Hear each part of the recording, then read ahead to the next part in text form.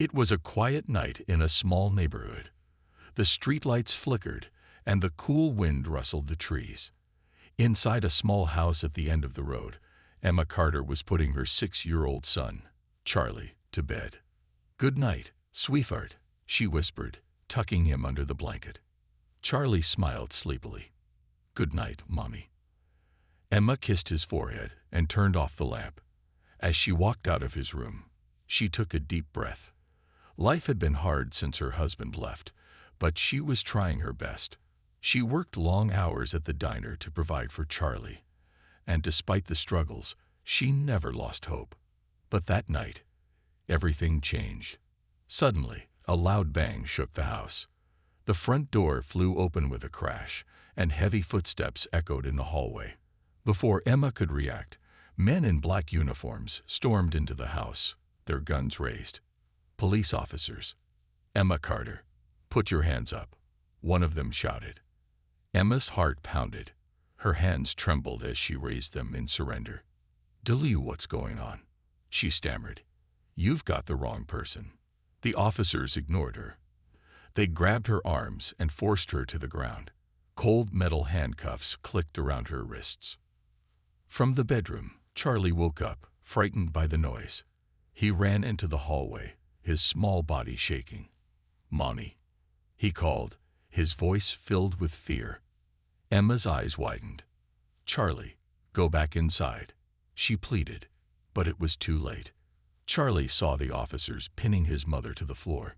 Tears filled his eyes. "Let her go," he screamed, trying to run to her. A police officer blocked his way. "Stay back, kid." Emma struggled against the cuffs. "Please, he's just a child. Let me talk to him." But the officers didn't listen. One of them grabbed Emma's purse and dumped its contents onto the floor. Another searched the kitchen cabinets. Moments later, an officer walked in from the garage, holding a small plastic bag. Inside it was a white powder. "Drugs. Found it," he announced. Emma's eyes widened in shock. "That's not mine. I don't do drugs." The lead officer, Detective Miller, smirked. "Tell it to the judge." Tears streamed down Emma's face as she looked at her son. "Charlie, it's okay, baby. I'll be back soon." But she didn't know if that was true. The officers dragged her out of the house, ignoring her cries. Charlie screamed for her, but nobody listened. The front door slammed shut, leaving the little boy standing alone in the dark hallway, sobbing. Across the street, a man watched everything from the shadows. He stood still, his piercing eyes locked onto the scene. His fists clenched as Emma was shoved into the police car. His name was Ryan Carter. He was Emma's older brother, a former Delta Force commander who had spent years in war zones. He had seen brutality, corruption, and injustice before, but never in his own family. Ryan had come back to town just days ago, planning to surprise his sister. But instead of a happy reunion, he witnessed her being taken away like a criminal. He knew his sister. Emma wasn't involved in anything illegal. She was a hard-working mother who would never risk her son's future. This wasn't a mistake. This was a setup. As the police car drove away, Ryan's jaw tightened. His sister needed him, and whoever did this was about to regret it. Emma sat on the cold metal bench in the holding cell, her hands still cuffed. The dim light above flickered, casting eerie shadows on the walls. Her heart pounded in her chest as she tried to make sense of what had just happened. One moment, she was putting Charlie to bed, and the next, she was being dragged away like a criminal. She could still hear his cries echoing in her ears. Tears welled in her eyes, but she refused to let them fall. She had to be strong, for Charlie. A sharp clicking sound pulled her attention to the front of the cell. A man in a dark suit stepped forward, a smirk playing on his lips. Detective Miller. He folded his arms and looked down at her as if he had already won. "Quite a mess you're in, Emma," he said, his voice dripping with false sympathy. "Drugs in your garage. That's not a good look for a single mother." Emma lifted her chin, refusing to cower. "I don't do drugs. You planted them." She shot back, her voice shaking with anger. Miller chuckled, shaking his head. That's what they all say. He took a step closer, lowering his voice. Here's the thing, sweetheart. Nobody cares if you're innocent. The evidence says otherwise, and that's all that matters. Emma's breath caught in her throat. The way he spoke, it was clear this wasn't a mistake. This was deliberate. Someone wanted her in jail. But why? And who? Before she could ask, a guard appeared, unlocking the cell door. You have a visitor. She expected a lawyer, maybe someone from social services, but when she stepped into the meeting room, her breath hitched. Sitting across the table, his piercing blue eyes locked onto her, was Ryan, her brother. The sight of him, strong and steady as always, nearly broke her. Ryan leaned forward, his voice calm but firm. Tell me everything. Emma exhaled shakily and told him about the raid, the drugs, and Miller's cold, knowing smirk. Ryan listened without interrupting, his expression unreadable. When she finished, he leaned back in his chair, his jaw tight. This wasn't random. Someone set you up. Emma nodded, desperation creeping into her voice. But who? I don't have enemies, Ryan. I don't know anything about drugs. Ryan's eyes darkened. Then I'll find out. A guard signaled that their time was up, but before leaving, Ryan placed a hand over hers. I'll get you out of here. Trust me. As he walked out of the station, his mind was already working. Someone had framed his sister. A corrupt cop was involved. And if there was one thing Ryan Carter never did, it was let his family suffer. Whoever was behind this had just made the biggest mistake of their life. Because Ryan wasn't just any man. He was a soldier, and this was war. Ryan moved through the dark streets with a cold determination in his eyes.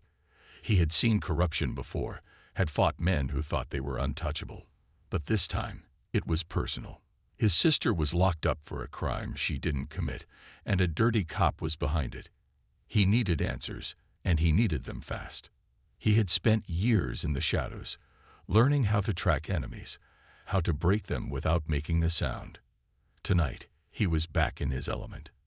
His first stop was a rundown bar on the outskirts of town, a place where lowlifes and criminals gathered. If drugs had been planted on Emma, someone in the underworld knew about it. Inside, the air was thick with cigarette smoke and cheap liquor. Men sat in dark corners, whispering deals, passing cash under the tables. Ryan spotted his target immediately, a small-time dealer named Travis Cole. The man was nervous, always looking over his shoulder.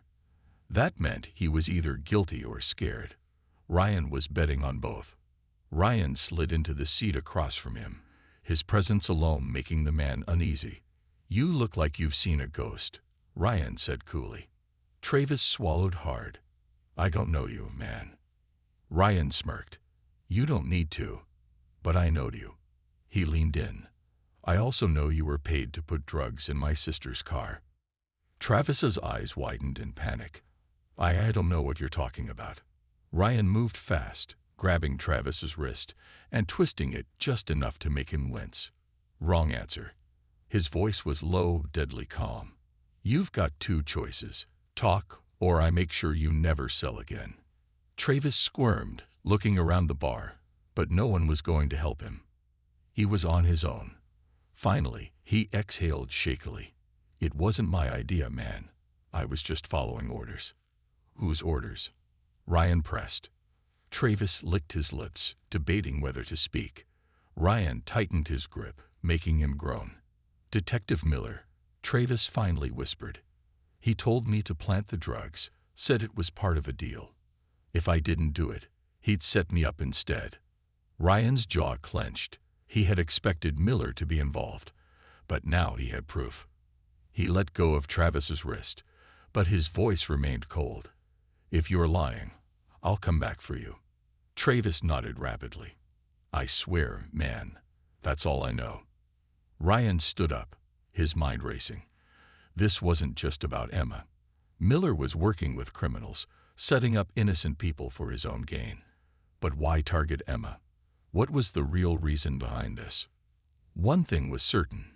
Miller had just become his mission, and Ryan never left a mission unfinished. Ryan knew he couldn't take down Miller without more evidence. One witness wasn't enough, especially a low-level dealer like Travis. He needed something solid, something that would expose Miller for what he was. And to get that, he had to go straight to the source. Miller wasn't working alone. Corrupt cops never did. There was always someone pulling the strings, and Ryan intended to find out who. But first, he had to send a message, one Miller wouldn't ignore. That night, Ryan broke into Miller's office at the police station. It wasn't difficult. The security was sloppy, the locks easy to pick.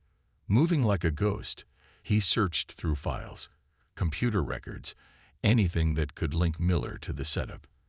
And then he found it. Bank transfers, large sums of money moving in and out of accounts connected to a known crime syndicate. A slow smirk crossed Ryan's lips. Got you. But just as he was about to leave, the door burst open. Freeze. Ryan didn't hesitate. He flipped the desk over, using it as cover as bullets tore through the air. They were waiting for him. Miller had set a trap. Ryan rolled behind a filing cabinet, pulling out his knife.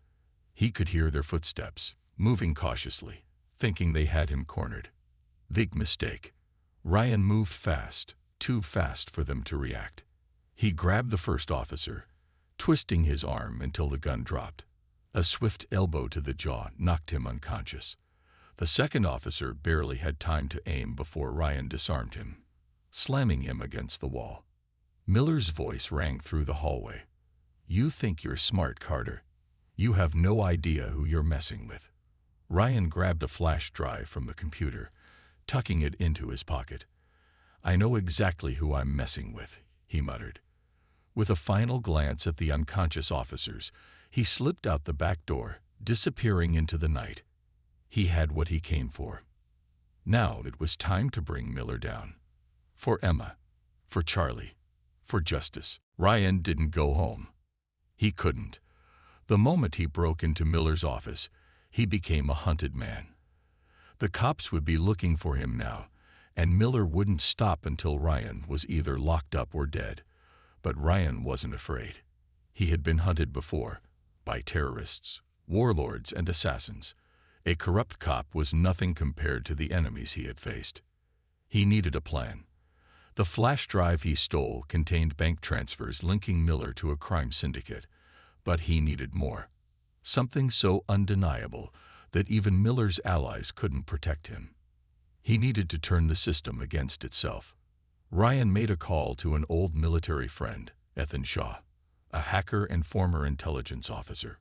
If there was anyone who could dig up dirt on Miller, it was him. An hour later, Ryan met Ethan in a deserted parking lot. Ethan leaned against his laptop, typing furiously. You're lucky I still owe you, Carter, he muttered. This is high-level corruption. You're playing with fire. Ryan crossed his arms. Then let's burn them down. Ethan smirked and pulled up a series of encrypted files. Looks like Miller isn't just working with criminals, he's working for them. The syndicate pays him to take out anyone who gets in their way. Your sister wasn't random. She must have seen or heard something she wasn't supposed to. Ryan clenched his fists. She's innocent. I know, Ethan said. But Miller needed a scapegoat. And she was an easy target. Ryan took a deep breath. Now it made sense. Emma was caught in a power play between criminals and corrupt cops. If Ryan wanted to free her, he had to make Miller look like a liability to the very people he was working for. He smirked. We're going to turn his friends against him. Ethan raised an eyebrow. How? Ryan's voice was ice cold. We make them think he's betraying them. That night, Ethan leaked false information to the dark web, making it look like Miller was skimming money from the syndicate. Within hours, the criminal underworld was buzzing with whispers of betrayal. By morning, Miller wasn't just running from Ryan. He was running from the very people he worked for. And Ryan. He was just getting started. You said. Miller was getting desperate. Ryan could see it in the way the detective moved. paranoid, frantic, looking over his shoulder every few seconds. The once confident corrupt cop was now a hunted man, and that was exactly what Ryan wanted. The syndicate believed Miller had betrayed them, and now he was caught between two deadly forces, the criminals who wanted him dead and the soldier who wanted him to pay. But Ryan wasn't done. He needed to force Miller into the open. He had to make him so desperate that he would do something reckless, something that would expose everything. So Ryan took the next step. Late at night, he kidnapped one of Miller's closest allies, a dirty cop named Frank Gallo. Gallo was the middleman between Miller and the syndicate, the one who handled the money and cleaned up Miller's messes. Now he was tied to a chair in an abandoned warehouse, staring at Ryan with terrified eyes. "You don't have to do this," Gallo stammered. "I'm just a cop. I don't know anything." Ryan crouched down, his knife glinting under the dim light. "Wrong. You know everything." He placed the blade against Gallo's throat. "And you're going to tell me." Gallo swallowed hard. He knew Ryan wasn't bluffing. "Miller was ordered to frame your sister," he blurted. "The syndicate needed someone to take the fall for a botched drug deal." Ryan's eyes darkened. "Who gave the order?" Gallo hesitated. Ryan pressed the knife just a little harder. "Vincent DeLuca," Gallo gasped. "He runs everything. The drugs, the cops, the money." Ryan smirked. He had exactly what he needed. He pulled out his phone and pressed record. "Say it again." Loud and clear. Gallo gulped, then repeated the confession. Ryan sent the recording to every news outlet, social media platform, and law enforcement agency in the city. Within minutes, it was viral. The world now knew the truth. Detective Miller was working for Vincent DeLuca. Miller's phone would be ringing. The syndicate would be after him. The police would be looking for him. He had nowhere left to hide. Ryan stepped back and looked down at Gallo. "You should disappear," he advised. "Because when Miller falls, he's taking everyone with him." As Ryan walked away, he felt no remorse. The trap was set. The final battle was about to begin. And this time, Miller had no way out. "You said." Miller was finished. The moment Ryan's recording went public, the city erupted in chaos. The police department scrambled to cover its tracks. Politicians distanced themselves, and the syndicate declared Miller a dead man. He had no allies left, no safe place to hide. He was a rat trapped in a burning house. But Ryan wasn't done yet. He wanted to watch Miller break. He wanted to end this himself. Using Ethan's intel, Ryan tracked Miller to an abandoned warehouse on the docks. It was a desperate hiding spot, the kind of place a man goes when he has nowhere else to run. Ryan moved like a shadow through the building, his gun steady in his hands. Miller sat alone in a dimly lit office, sweating, pacing, panicking. His phone lay shattered on the ground, no doubt after failed calls to people who had already abandoned him. His gun was on the desk, shaking in his grip. He was afraid. Ryan stepped into the light, his presence silent but overwhelming. Miller's head snapped up, his eyes wild with fear.